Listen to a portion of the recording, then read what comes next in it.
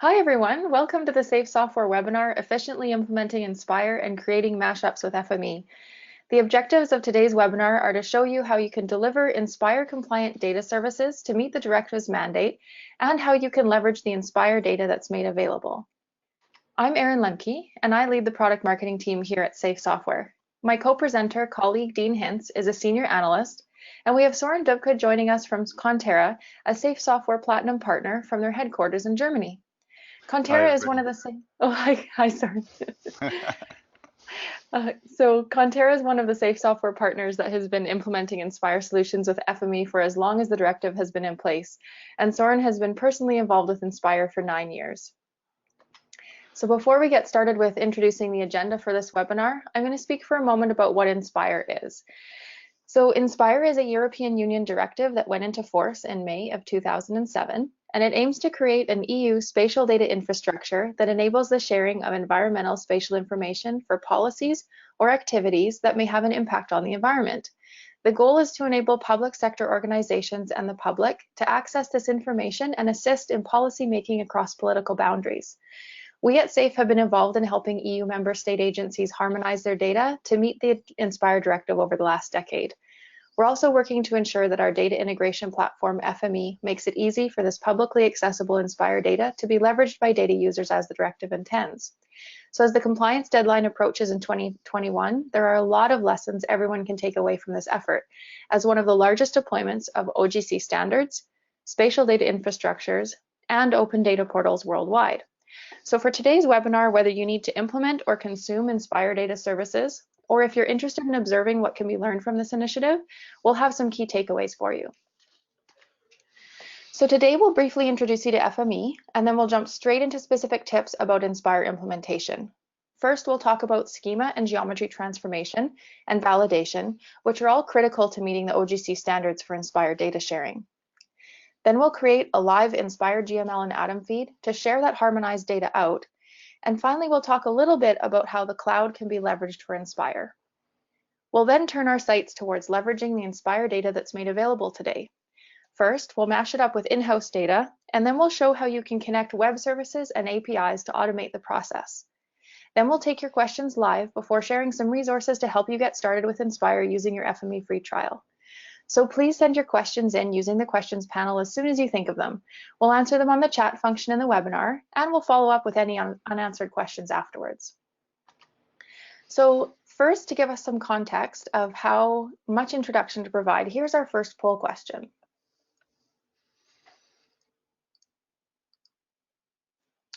How familiar are you with FME? You can provide your answer by clicking the button on your screen, and I'll share the answers in a moment here.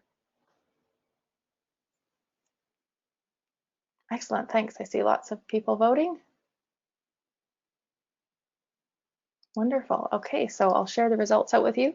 So we've got a good chunk of you that have been using FME for more than 5 years, and certainly even more that have been using it for a few years.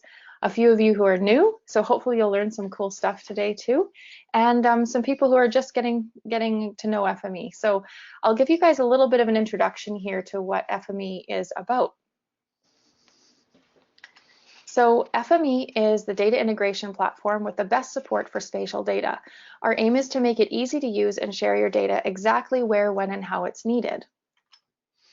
FME enables you to connect data between applications and transform your data in limitless ways using a visual interface.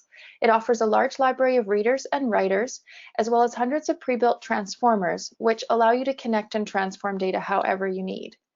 You can configure FME to automate your data integration workflows, running them on schedules and in response to events, such as an update to a database or an email. You can also automate workflows to send notifications via SMS, email, or various web protocols. Automation enables you to share data in flexible ways. For example, you can set up a data upload service that provides validation and a detailed pass-fail report, which accepts past data. Or you could securely provide data however it's needed for self-service access. We offer flexible deployment options. We have FME Desktop, which is the authoring environment, where you build your data integration workflows. That's primarily what you'll see being demoed today. And then automation is provided in FME Server, which is deployed on premises or in the cloud. We also offer FME Server deployed in a fully hosted AWS cloud environment called FME Cloud. So FME supports all the data types critical to INSPIRE implementation, including GIS, CAD, rasters, point clouds, 3D datasets, and GML transformation. In addition to spatial data, FME supports structured and unstructured data, linked data, and time series. In addition to over 400 supported applications and formats, FME can be extended to connect to APIs and to read data from additional systems by adding R, Python, and JavaScript. But for INSPIRE, we provide built-in functionality out of the box.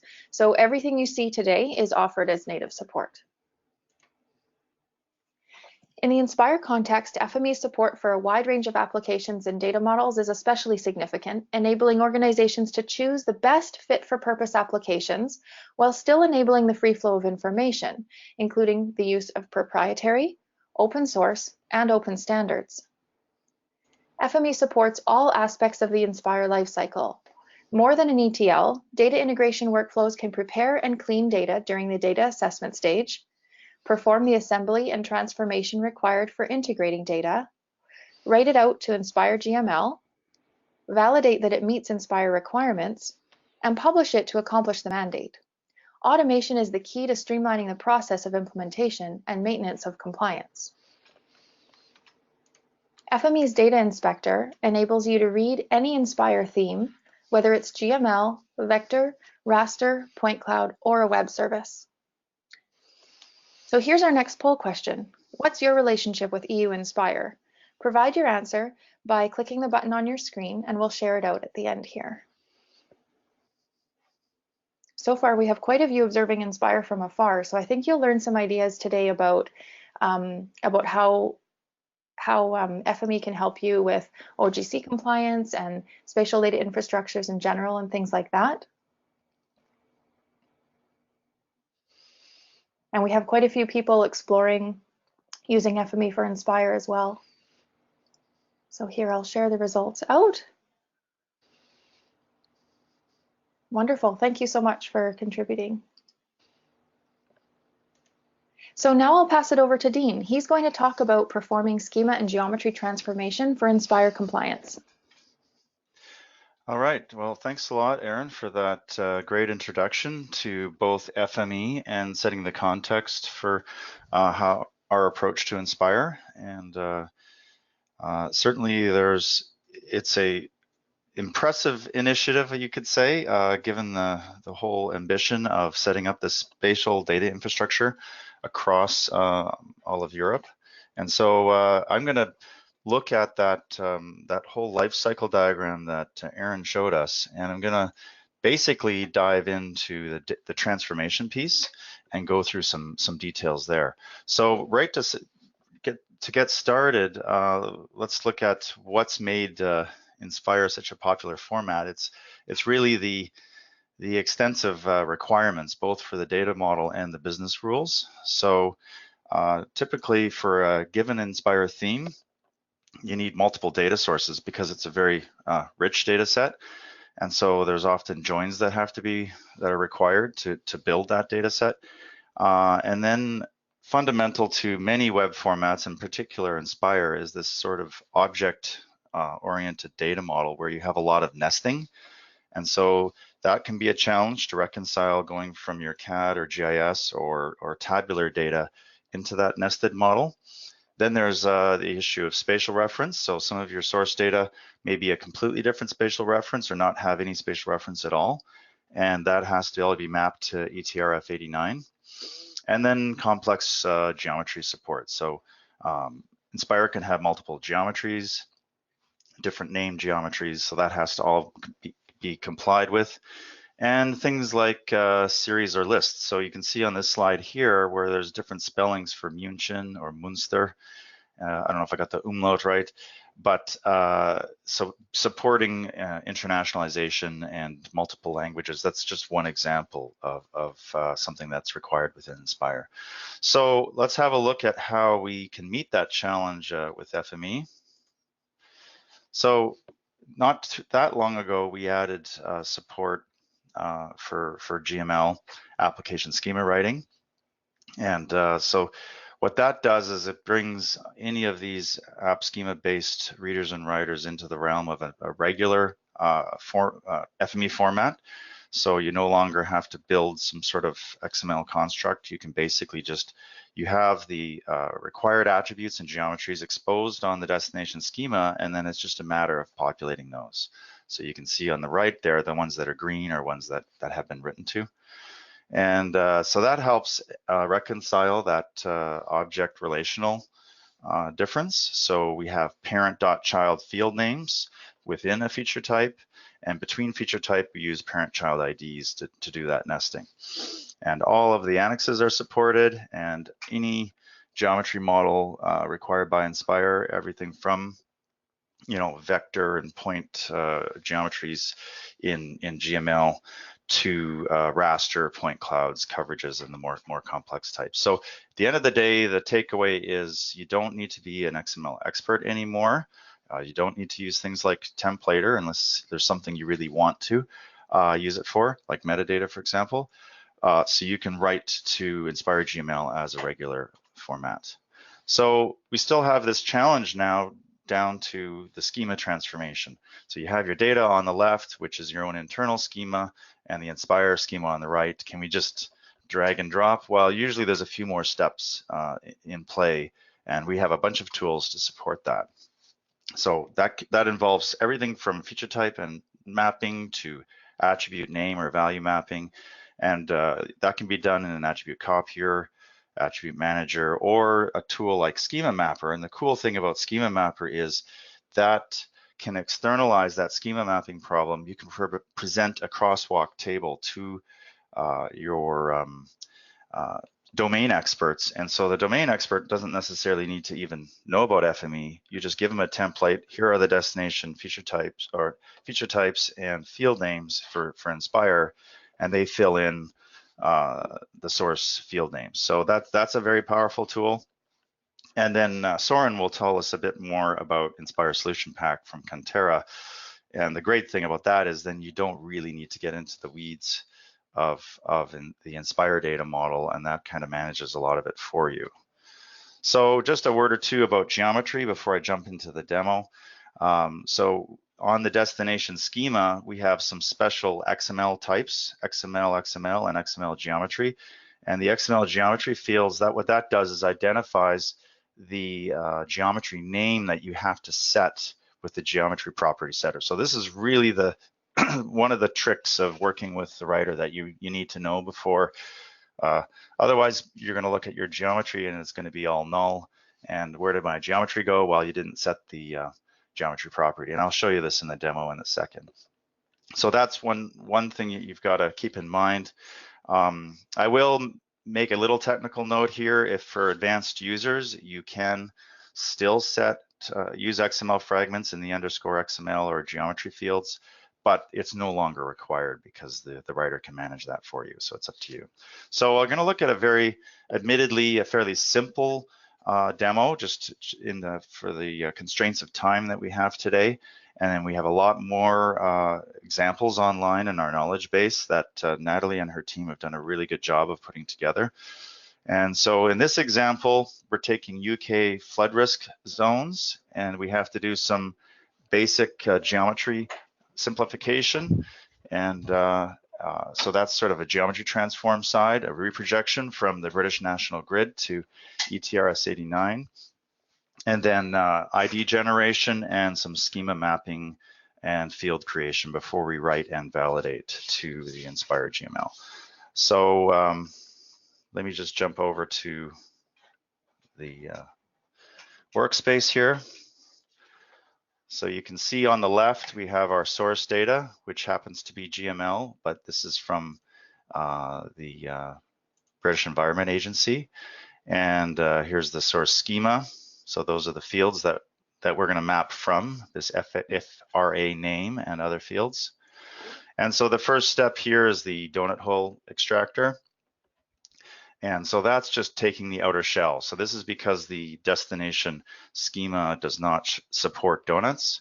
And then we do some reprojection to EPSG 4258, generating IDs. And then here on the attribute creator and copier, is where we do a lot of the schema mapping and default creation. So there's a lot of requirements within INSPIRE for things like nil reasons that often don't show up in a database, but are required specifically, like namespaces. And then there's the IDs for the features. And ultimately, we have also the name of each of those flood zones. So, and then the last step is this geometry property setter, and we're going to see what happens when we don't actually have that in place.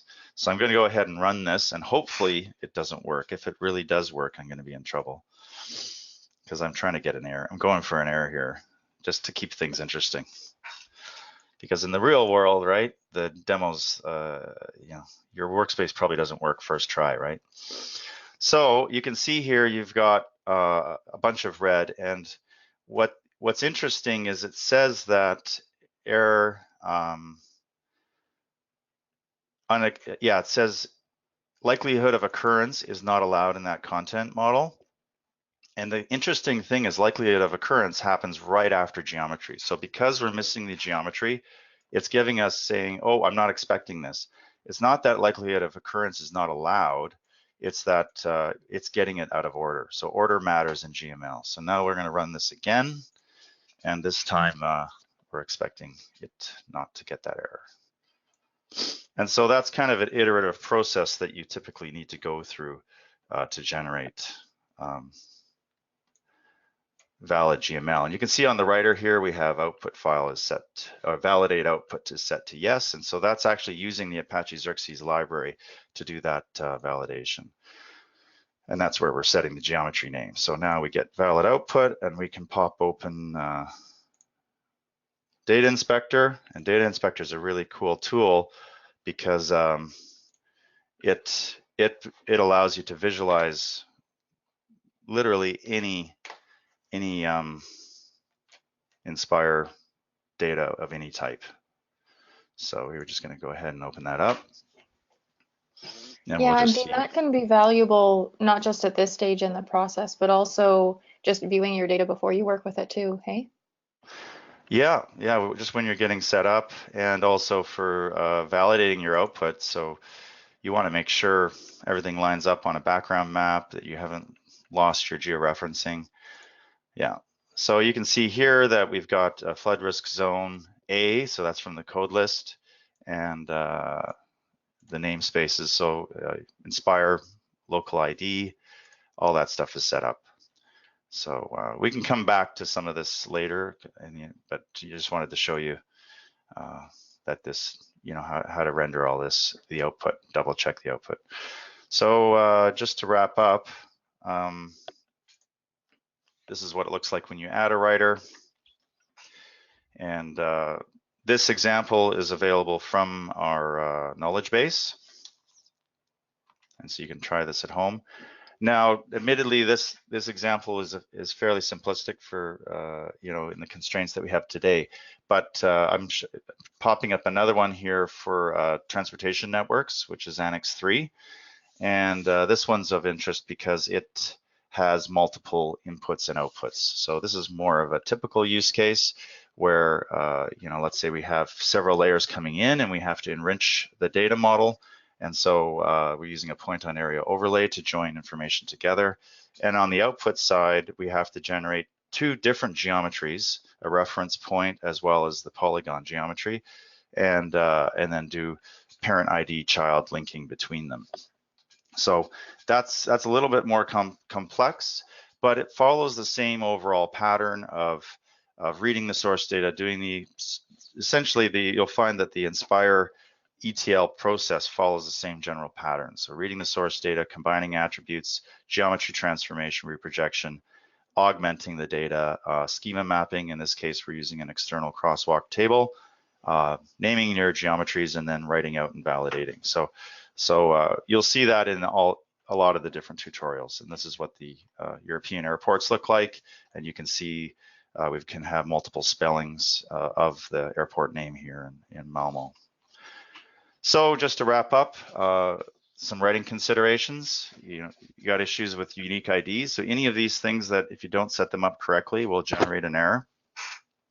Parent-child ID relationships, code lists, geometry names, other things like nil reason, lifespan, namespace. And we go through all of this in the tutorial. And typically you have to iteratively work through this with a small subset of features in order to get everything working. But so one approach, as I mentioned up to now, you no longer have to be an XML expert. The GML writer makes writing the GML a lot easier, but you still really have to know your source data well, and you have to understand the INSPIRE schema very well, the INSPIRE requirements. If you don't want to ramp up on the INSPIRE requirements, then the INSPIRE solution pack does a lot of that work for you. So we'll hand it over now to Soren, who will give us an example of that. Yes, thanks, Dean. So as Dean mentioned, the INSPIRE solution pack is all about making the mapping process easier. So when we were doing our first INSPIRE projects, we really realized that there were some steps involved that you repeat all and over again. So some parts of the mapping are very similar for every data set. We basically built the INSPIRE solution pack to avoid doing tasks that you have to do for every data set again and again. And we also learned that the transformers that we built for that also help people who are new to INSPIRE to start. So at first it was more a tool that was supposed to make our own life easier, but we quickly learned that it also helps other people. So for the example, there are identifiers for every feature. These identifiers are always a combination of a namespace, a local ID, sometimes a version. So we built a transformer that helps you to put the information into these attributes. Then there are attributes, for instance, for the lifespan, for the validity in most feature types. And we again built a transformer for these attributes. And of course, a very important part of each mapping project in INSPIRE are the code lists. So again, you have the values defined in the INSPIRE registry. And what we did was again to build a transformer that brings these values into the workbench. So you can now select these values in a drop-down menu in the INSPIRE solution pack. And to bring more helpful information into the workbench, all of these transformers are also integrated with FME's help system so that you can access to the descriptions of the attributes, the code lists, and the code list values using FME's help.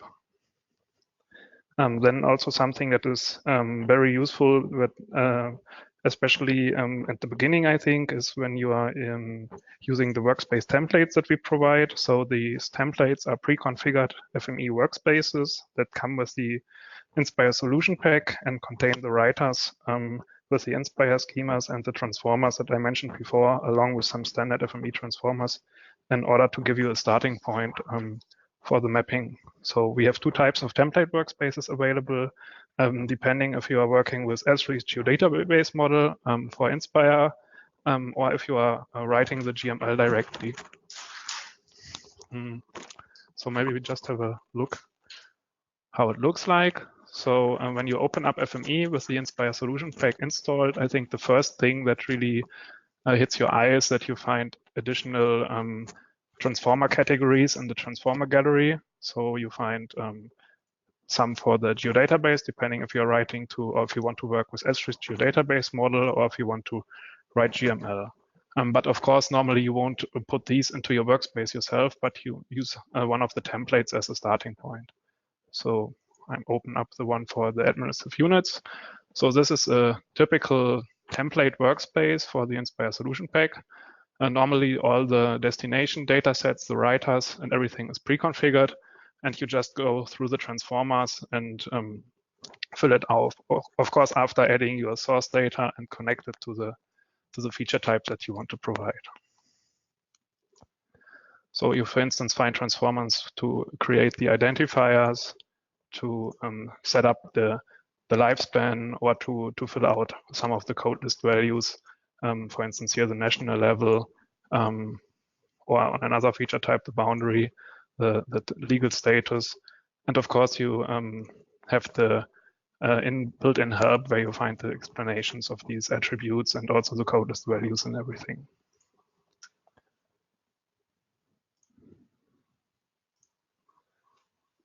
Okay.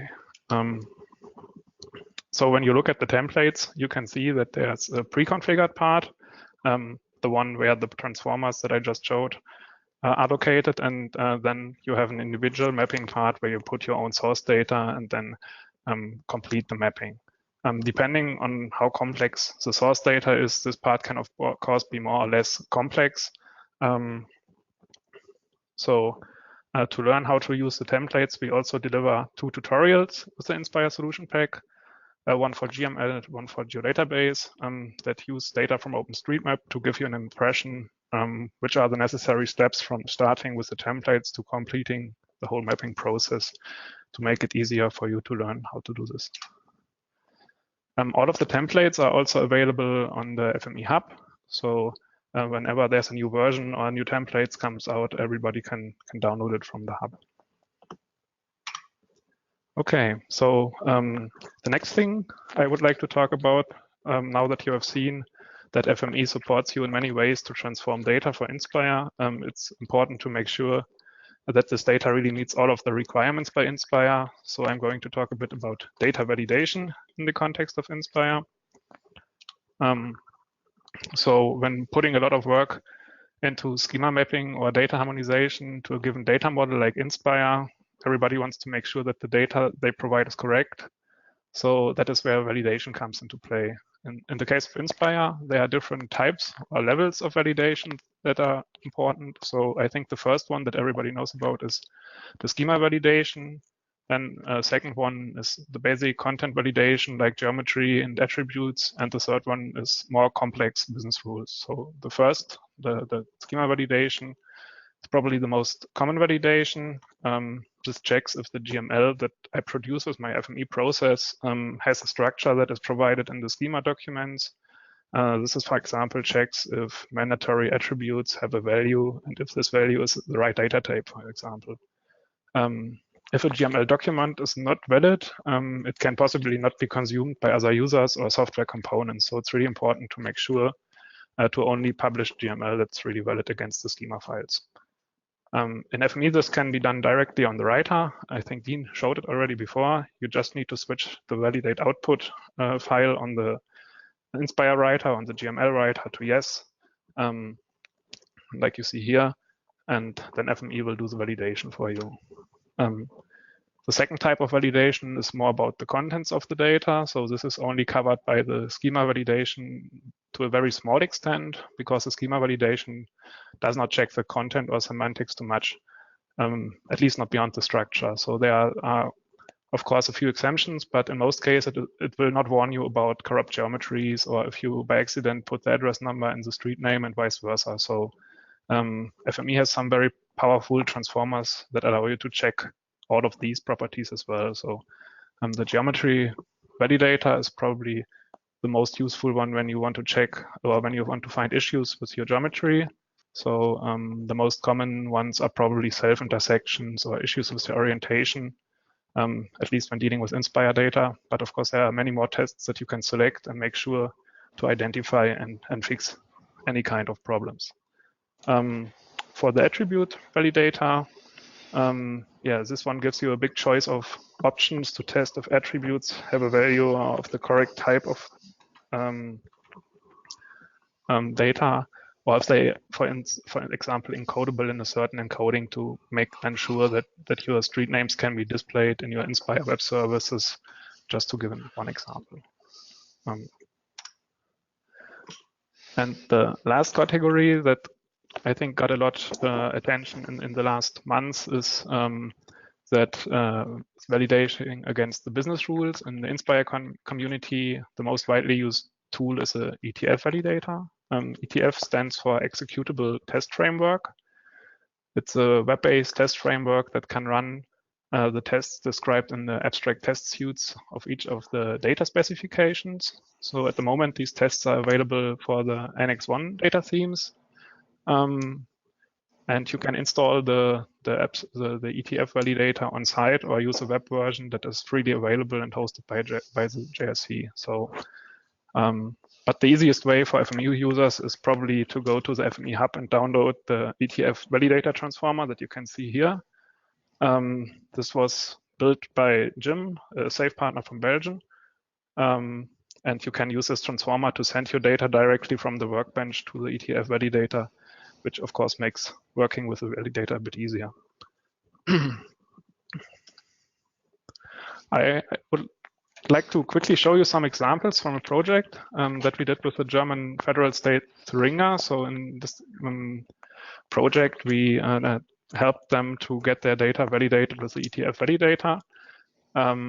So on the slide here on the bottom, you can see the typical outputs that you get from the ETF validator. So this is basically what the website looks like after running some GML files against the validator to check conformance against the rules for a certain data specification. So whenever something is red, it means that there's some rule that you didn't pass. Green means everything is all right. And orange is the things that can't be tested automatically, but need to be checked manually. So if you click on the plus, you will get more details about the tests. And of course, you want to have everything at least green or orange. Yeah, here we see the validation error when testing administrative units. So it says that there are some areas on the same level that are overlapping, and this is not allowed by the INSPIRE rules. So what we did was to have a look at the data and then snapping the borders on each other so that we didn't get the overlap. So the image is actually not from the real data, as the areas were too small to really visualize it properly. Most of them were below a square millimeter. However, we just needed to make sure that the boundaries of the polygons share the same points, and so the snapper with a tolerance of a few millimeters could fix this problem quite easily. Yeah, then another problem that was a bit more tough is administrative units. For INSPIRE has two main feature types. One of them is the administrative units. The other one is the boundaries, which are the line geometries. And these boundaries need to match the topological structure of the areas. That means that there should be no breakpoints in a boundary if it is not a point where more than two boundaries meet. Or if you think of the federal state, you cannot simply have one boundary that goes all around the state, but it must be divided into smaller parts of the lowest level units to reflect the hierarchy correctly. And this is not so easy to build. But with FME, you have a very powerful tool that is a topology builder. So what we did is to check with FME if the boundaries match the topology. We first used the topology builder on the lowest level units and created the polygon, the topology of the edges. So this is what we did in the workspace here. And since we knew we didn't match exactly, so we knew that there were some errors, we used an anchored snapper to snap our boundary lines to the topologically correct output from the topology builder. And then in the next step, we used the spatial relator and the tester just to make sure that the snapping amount was big enough and to check that we didn't miss any boundaries where we were not matching the output of the spatial relator.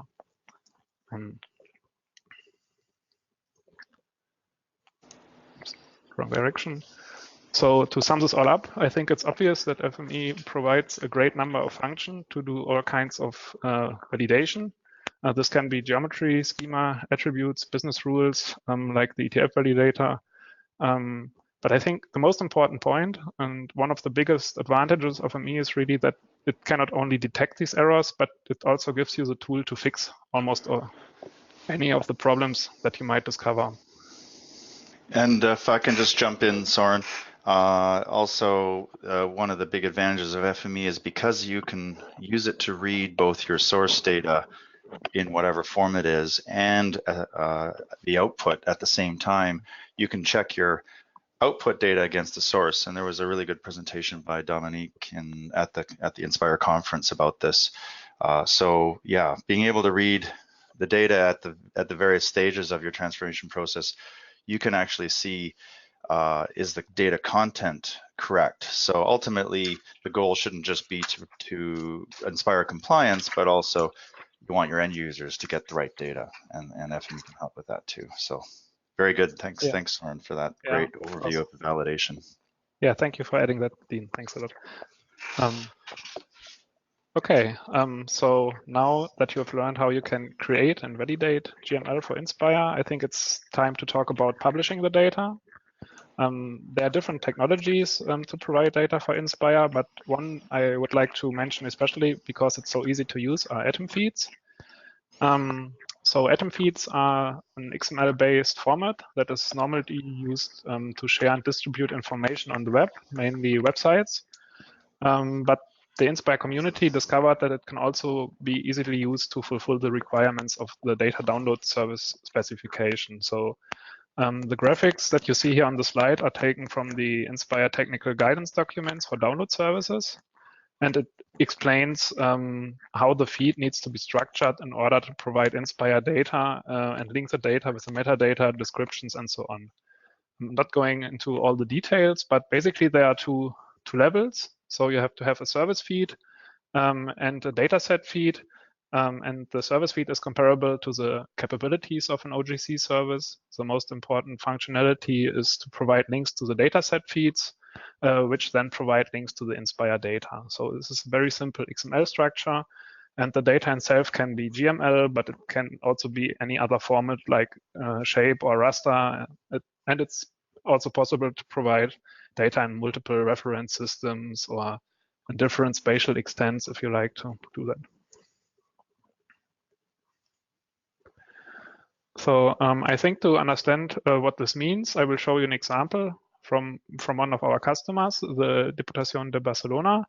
The first part of the project was to create FME workspaces to write the address data as GML for each municipality. And then in the next step, we created atom feeds to publish these files. And the results were basically a number of atom feed XML files that we put on a web service. You also see it on the slide here, but I can also show you the feed directly. So this, what you see here is the service feed, so the main feed that then links to the different dataset feeds for each of the municipalities, and then I can go to one of the municipalities and there select which coordinate system I would like to download the address data, and then start the download and for instance open it with the data inspector.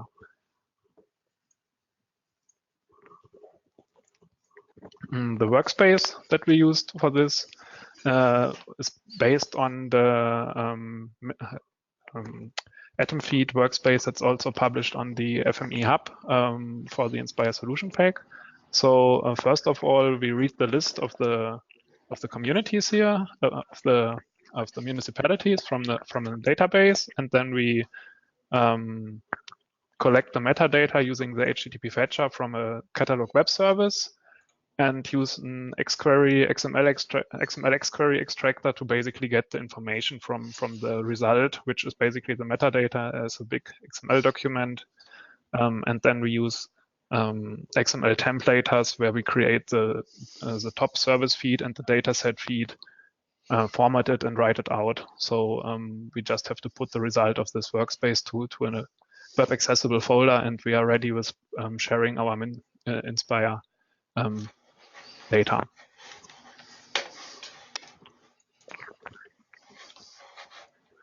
Okay, I think now I will pass over to Dean again, who will talk a bit about leveraging the cloud for INSPIRE. Okay, thanks a lot, Soren. That was great to see how to use atom feeds to share INSPIRE data. And I mean, one of the big benefits of that, of course, is that a lot of times you're just sharing ultimately a link to a zip file. So in terms of getting larger volumes of data out there, it's a lot more efficient than having to use feature-based services for everything. So that's definitely a plus. So I'm just going to talk very quickly about FME Cloud. And just because when we start talking about publishing services like atom feeds, the challenge then becomes, well, how do you set up a server? And that sounds like a very expensive and time-consuming highly technical process. And normally that is, but with FME Cloud, we make that a lot easier and faster and ultimately a lot cheaper, because with a starter edition, you can run FME Cloud for as little as $1 an hour, and probably even less if you talk about euros. So you can save money and you can focus all your time and resources on the actual data transformations and services that you want to provide. So here's just a quick snapshot. I'm not going to dive into any real detail here. I just want to give you a little flavor of what's involved with FME Cloud, so you know that it's out there, and we have a lot of resources available if you want to learn more. So this is just to set up a server. Normally, if you want to install FME server yourself on premise, we've tried to make that process as streamlined as possible, but you still need to configure the server, make sure that the web server and the security, all of that stuff is set up correctly, and do all your own security and disaster recovery backups. All of that stuff you have to figure out yourself.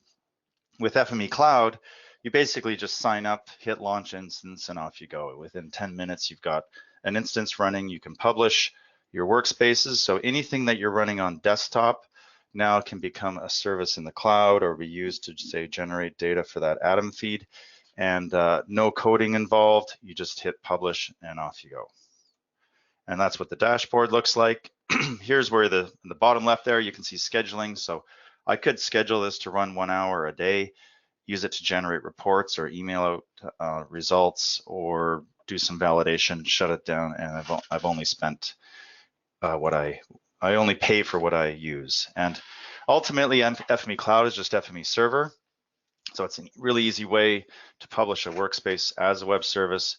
That way, people across your organization and out there on the web in your user community can benefit from your FME capability without having to learn FME themselves. So here, for example, this airport's WFS to JSON conversion, that one, the published parameters that I set on the workspace now automatically become parameters on that web form. So that's it for FME Cloud and FME Server. I just wanted to throw it out there to get you guys thinking about how to deploy web services, and we have a whole suite of tools there that you can think about using that are really quite easy to ramp up on. So back to you, Soren. Just say a word just before we pass it back. I just wanted to mention we're going to sort of shift gears now. We've talked all the way up to this point about how to publish INSPIRE services, and how to make data available, and how to meet INSPIRE compliance. But now we're going to talk about, well, now that we've done this huge amount of effort and investment in this European SDI, how can we leverage that? How can organizations benefit from it? And maybe this is the point at which you really tune in. If you're just going to be primarily a data consumer of INSPIRE, here's how FME can help you leverage that. And that can be via one of our, any one of those readers that's involved. So whether it's the INSPIRE GML reader, ATOM feed reader, or one of the OGC web services that we consume, or just use an HTTP caller or image fetcher to make a GET or POST request. And then I think, as Aaron mentioned before, data inspectors. So that's a great tool to view any of these INSPIRE data sets. So I'm gonna hand it back to Soren, who has some really cool examples of how to do this to consume INSPIRE data and mash that up with your own in-house data. So over to you, Soren. Yeah, thank you, Dean. So I think one project that we recently did is a very nice example of how INSPIRE data can really be used and meshed up, and really helps companies for their planning projects. So we did this for an electricity network provider in Germany. And the goal here was to build an internal information system that supports the planners to see the status of a planned and existing power transmission lines. And this is quite a complicated process, as these lines cross thousands of parcels with different owners, and it is affected by different laws. So the owners really need to be informed. There are sometimes payments on a monthly or yearly basis. There might be legal conflicts and so on and so on. Most of this information is collected in a non-spatial database. But of course, it's much easier to plan this and to have an overview if the information is enriched with spatial information. And before, it was a quite time-consuming task for them to contact multiple authorities to get the data in different formats, and this was a lot of manual work for them to do. But now with INSPIRE and FME, this all became much easier. So we simply use FME to read the in-house database, and then we query multiple WFS services across the federal states for exactly the parcels that we need for our web application. And then the whole process is automated using FME server to get automatic updates and notifications if there are changes. So this really made the whole planning process and also to build and support the web application that they use internally much easier. Yeah, one other example that I want to talk about is more about a mashup. So this is just a very simple example that two of my colleagues here at Conterra came up when I asked them to show me an example how to mash up INSPIRE data and Copernicus data. So they really just took a few, I think it was not even hours to build this. So they were using the Sentinel reader to read the Sentinel-1 data. And what they did is they used the canals 1 and 3 that you can see here to calculate the NDWI, which is a common tool in remote sensing to identify surface waters. And then what we did with this data was to build an FME process that first uses the raster expression evaluator here to calculate the NDWE, and then map the results to either 1 or 0. So 1 means there's water, 0 means there's no water. Then we did some smoothing using the raster convolvers here, and then finally transformed the data into vector and wrote it out as a shapefile. So, and then in the next step, we thought it would be a nice idea to compare this data with the INSPIRE data sets from the hydrography theme as they are surface waters in the data theme. So this way we can use the INSPIRE data to do a validation of our inputs and vice versa. And we also created a report that then calculates how big the difference between our results data and the INSPIRE results data is. I mean, you can see here that there's quite a big difference, but this has multiple reasons. For instance, INSPIRE also contains surface water bodies that don't or that are dry at certain periods of the year. And of course, the data sets have a different spatial resolution. It might be different times of the year. So, but I think still the idea is quite interesting.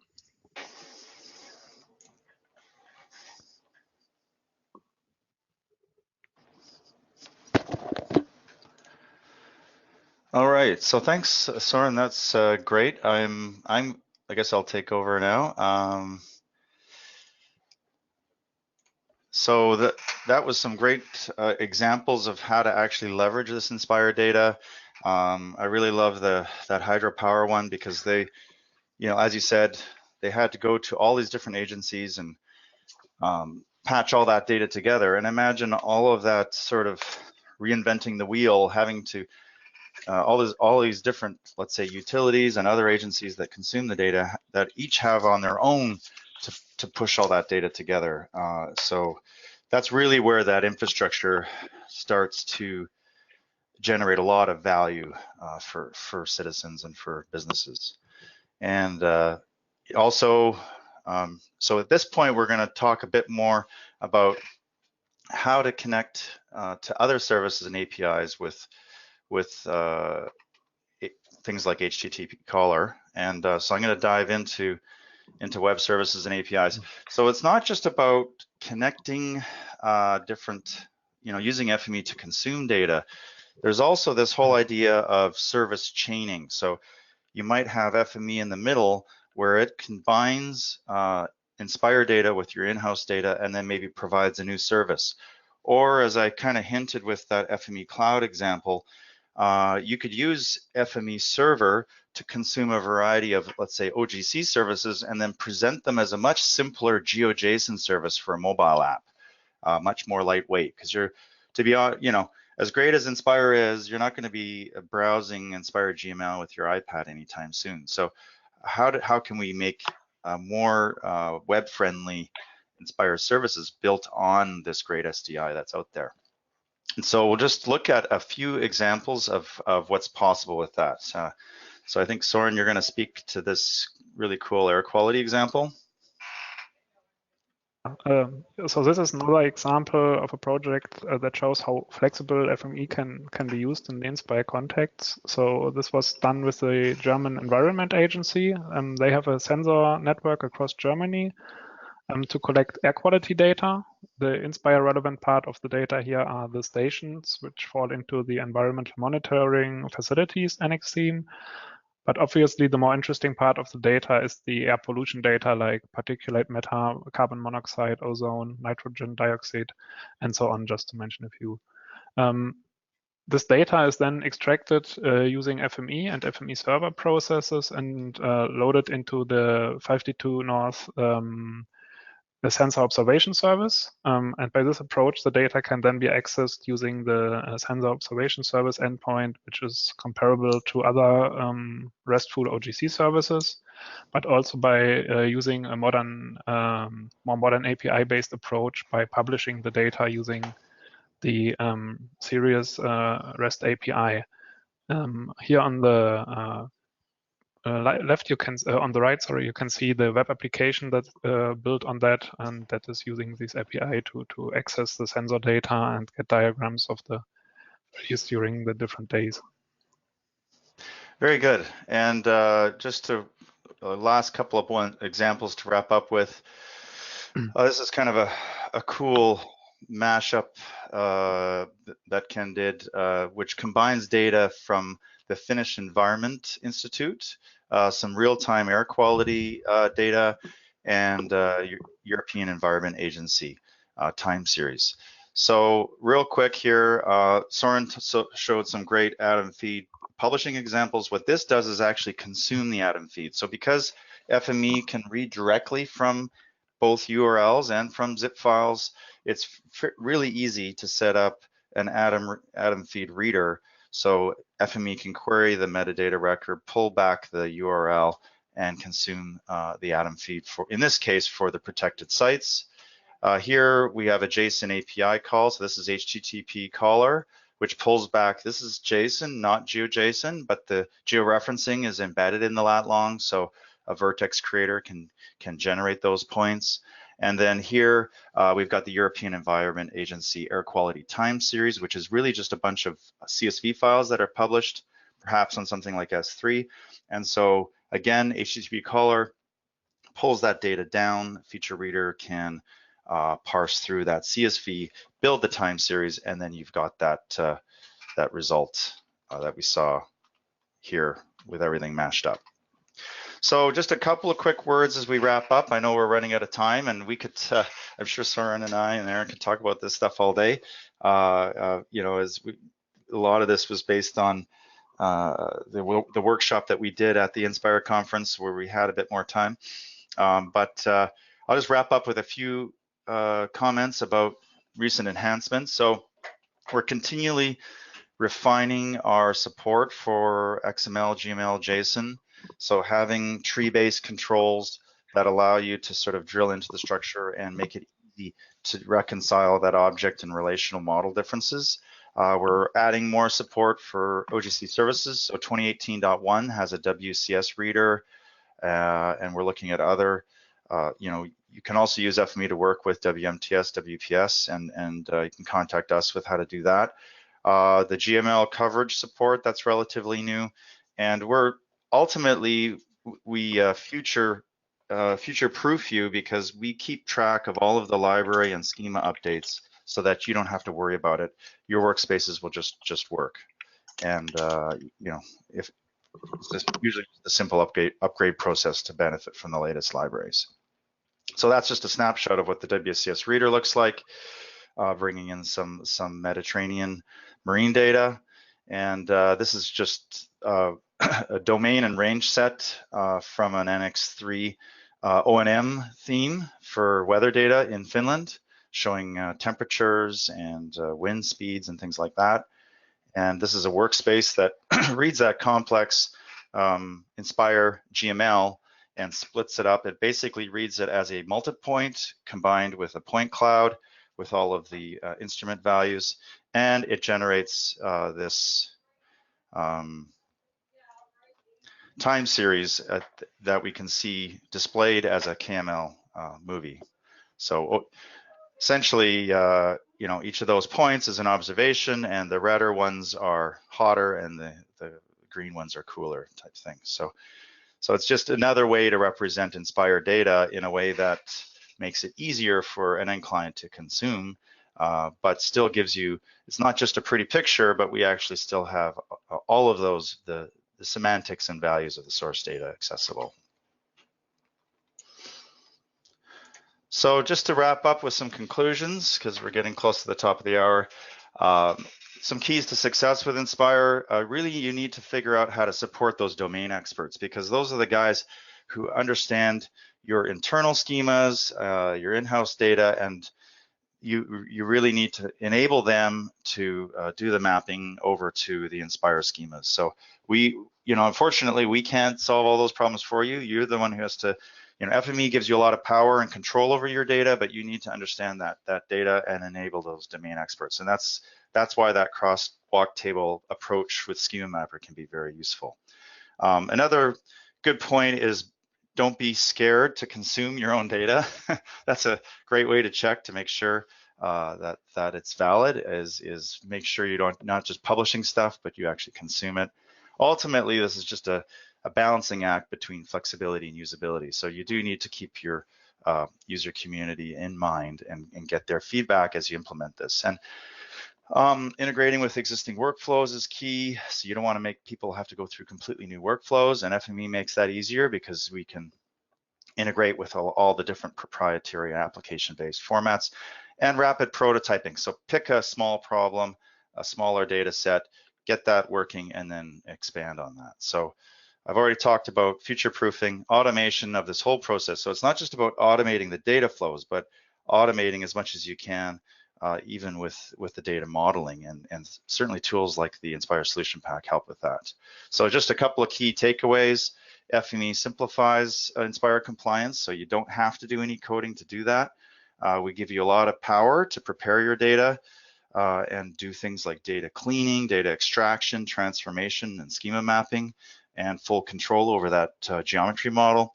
We allow you to write and validate INSPIRE GML, both using the schemas and, as Soren pointed out, a number of different validators, both within FME and ones that are available out there, let's say on the hub, the ETF validator. And then sharing your INSPIRE data FME server makes that a lot easier. So publishing web services that really anybody can consume. So you can simplify data and share it out. And then leveraging. So once all this investment's been done, you can integrate the INSPIRE data with your in-house and support existing workflows and really open up new possibilities of new workflows, new value that you can get from the data when combined your in-house with INSPIRE. So yeah, just harmonizing INSPIRE data, consuming one tool that allows you to support a wide range of your integration needs and also fits into your existing applications really well. And a side benefit is easily documented and shareable workflows. So you can benefit from things that we've published. There's a really vibrant user community out there you can share workflows with. And you can come back to one of these workflows in 6 months, and it's essentially self-documenting. And it's not like just trying to comb through some script or code that you forgot about. So That's just right, a nod Dean. to our partners. Dean, I was just going to comment too that yeah. when you were talking about sharing workflows and things like that, I think, and the one tool, I think the key there too is that FME works with all of your different data integration challenges. It helps you solve those. So then INSPIRE becomes an extension of how you use FME at your business and allows you to further use it for other objectives. Yeah, excellent point, Aaron. So, yeah, really having that tool set, you can benefit from other SDI resources, like as Soren showed, the Copernicus platform. There's so many other tools that are data sources that are out there that you can leverage. And then, once you're able to handle a problem as challenging as INSPIRE, you'll probably find many uses of FME within your organization that you can leverage it for. I just wanted to give a quick nod, thanks to Soren and Contera. They've done great work with INSPIRE. I'm sure it's well over 100 implementations across Europe, including some of the most challenging ones, like more recently in geology. And then our partners, Jim in Belgium, they were also they presented at the INSPIRE conference, and I think Sweco, One Spatial, they've done a lot of good work as well. So there's a whole range. Find one of those partners in your region, and I'm sure they can help you. And so, Erin, I think over to you for some of the resources that are available. Yeah, we offer many free resources to help you get started with FME and to maximize the value you get out of your licenses. So you can start by getting your free trial of FME and the INSPIRE solution pack for FME. We also offer a grant program that offers free home use and educational FME licenses. So you can visit safe.com to get online training, tutorials, webinars like this one, and find the Knowledge Center. All of those resources are free. Yeah, I like all that free stuff. That's right. Yeah, take advantage of it. It's all there to help you get going. That's right. And so as far as INSPIRE specific resources, on the Knowledge Center, you can find an INSPIRE tutorial, as well as other topics that are relevant if you're working on INSPIRE, like XML, GML, JSON, 3D. I'd also encourage you to visit the FME community for many other resources. We've got a very active community of users who support one another in answering specific questions, INSPIRE and otherwise. And we also have a team of FME experts from SAFE who provide tutorials and Knowledge Center articles to help people overcome all kinds of data challenges. The FME Hub is also another good resources where you can find workspace templates, custom connectors, custom transformers, and other tools. So I would really encourage you to go check that out and participate in that community. I will just mention too that the searches there are sort of intended when you're on our hub or website, knowledge base, search INSPIRE. But I find just in Google, if you just Google FME space INSPIRE, you're going to get a whole slew of resources that way too. So you might see what some of our partners are up to. And not to neglect contera.de/ISP for the INSPIRE Solution Pack. So, check that out. I believe that's also available as a free eval for limited application, but you get a feel for how it works. And Soren, you actually originally you built that to help yourself with the work you were doing for INSPIRE, didn't you? And then decided, hey, a lot of other people could value from this. So it really comes, sorry? No, you're completely right. That's how it started. So I didn't want to interrupt you. No, that's okay. Yeah, yeah. It definitely comes from an authentic place of using it themselves, which is excellent. Yeah, that's cool. So thank you for joining our webinar today, everyone. You can join us at the World Tour, the FME World Tour this spring. We do every spring. And it's hosted by us, Safe Software, and also our partners like Contera in more than 70 cities worldwide. You can register for that at safe.com/world tour. And this year, we're actually kicking it off in Bonn, Germany, where Contera is hosting FME Days. And you can sign up for that at fme-days.com. You're all welcome to stay with us a few more minutes. We'll take a look at the questions that have been coming in and answer those. So feel free to start sending that stuff in. We've got a few that have come in already. What we're looking for is what questions do you have about what we covered today? Whether you're working with INSPIRE or whether you're observing it from afar, are you consuming it? Are you trying to comply with the INSPIRE mandate? Ask us your questions. The other thing I just had in the back of my mind was that also anything you have in the area of suggestions. So if you've seen our knowledge base and say, well, that looks fine for flood zones, but I wish you really had something there for land coverage, or whatever your favorite or your, let's say, your least favorite INSPIRE theme is that you might need help with, something that, so a resource that would really help you get off the ground. So we welcome your feedback, because we're not going to go to the extent that Conterra has in terms of the examples, because they've covered all the themes, but we could certainly round out our examples and help you along with the tutorials there. So That's right. welcome that. So were there any burning questions that you noticed? Well, we had someone asking about how Brexit might affect and impact INSPIRE. Yeah, that's a good question. That was discussed quite a lot at the INSPIRE conference this year. Yeah, I did. I mean, we obviously over the last year or two, we have noticed a certain drop in attendance from those coming from the UK. But the reality is that the UK is in the same boat that Norway or Switzerland and others are. That if you actually are physically in Europe, you can't exactly pretend that you're not there in terms of the data sharing, because environmental problems, natural disasters, they don't really respect international boundaries. And so the ability to rapidly share data is still there. And so I think it does impact some of the funding available, and it may impact the degree to which, let's say, a given utility at the local level might be required to support INSPIRE. But certainly at the national and state level, there's still going to be a lot of requirements that affect the UK. Mm-hmm. Yeah, I'm also wondering if anyone has questions about the INSPIRE solution pack for FME. I know one that came in when we were doing our workshop at the INSPIRE conference was people were asking if you can use FME for INSPIRE without the solution pack. You can certainly do that.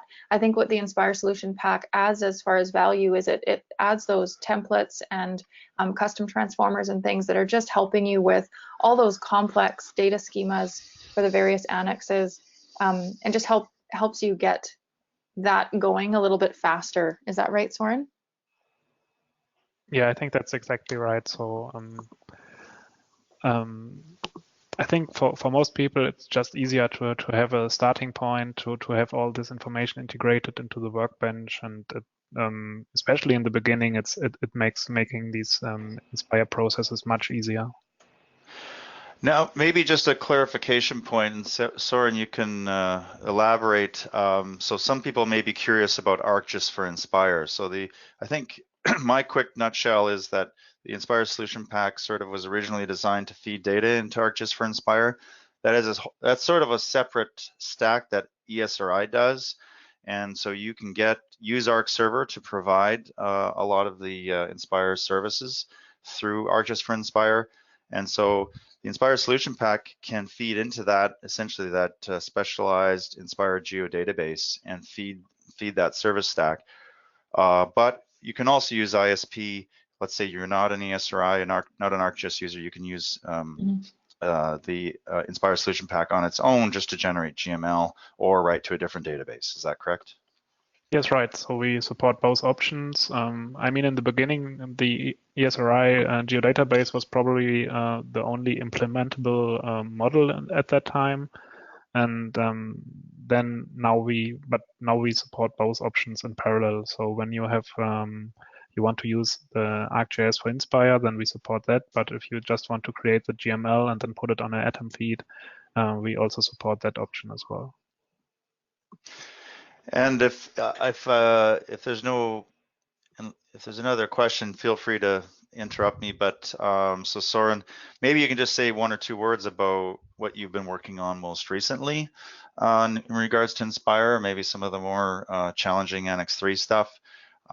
So what's kind of been keeping you at work late these days besides us?